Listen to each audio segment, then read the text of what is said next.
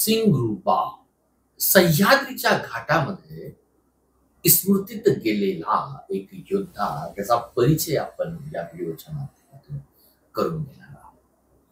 मुंबई पुणे महामार्गावर खंडाळा घाटातून जात असताना तुम्ही किंवा मी देखील सिंगरुबाच्या मंदिराकडे पाहिलं असेल. थोडस मंदिर आहे, कित्येक प्रवासी असेल, वाहन चालक असेल, त्या मंदिराला गाडीतून जाताना नमस्कार घालतात. काही जण तिथे उतरतात आणि पैसेही त्या मंदिराकडे टाकतात. पण प्रश्न पडतो, या मंदिराकडे पाहिल्यानंतर आपण कधी विचार केला की हा सिंगरुबा काय आहे? हा नक्की योद्धा कोणता? मित्रांनो, सिंगरुबा हा फक्त एक धनगर नव्हता.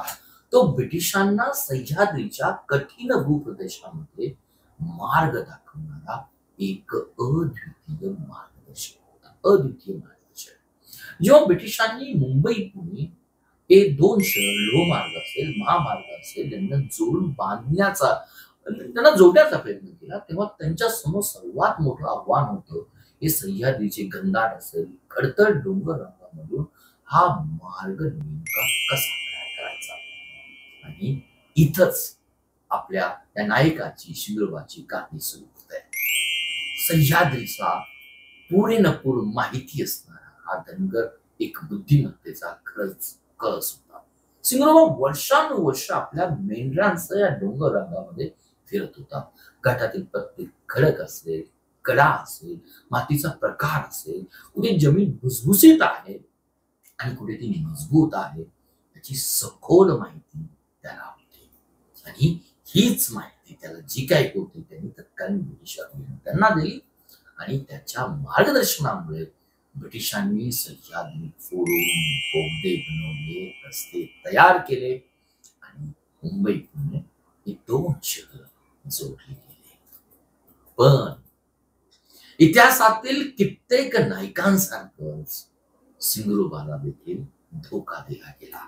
याची आठवण आपल्याला असली पाहिजे.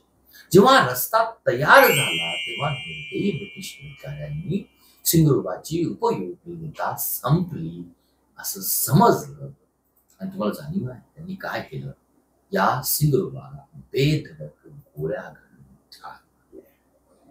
त्याच्या बलिदानाची आठवण आजही त्या ठिकाणी घाटामध्ये त्याचं छोटंसं मंदिर उभं आहे. तर कधी गेलात तर जाणीवपूर्वक हे मंदिर पहा डाव्या हाताला, तेव्हा सिंगरुबाला वंदन करा. आजही त्याला वंदन करूनच वाहन चालक पुढे जातात. ही अखंड परंपरा आजही चालू आहे. तेव्हा मित्रांनो, सिंगरुबा फक्त एक स्थानिक देवता नाही, तो सह्याद्रीच्या कड्या कपारीमध्ये अजरामर झालेला हा योद्धा आहे.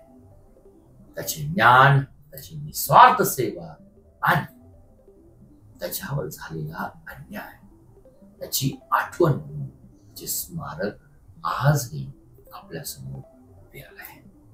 तेव्हा सह्याद्रीच्या या विस्मृतीत गेलेल्या नायकांना आपण मानाचा मुजरा करूया. खंडाळा घाटातील हे सिंगरुबाचं मंदिर आज या व्हिडिओ नंतर तुम्हाला एका वेगळ्याच उंचीवर घेऊन जाईल मानसिक दृष्ट्या, याची मला पूर्णपणे खात्री आहे. धन्यवाद.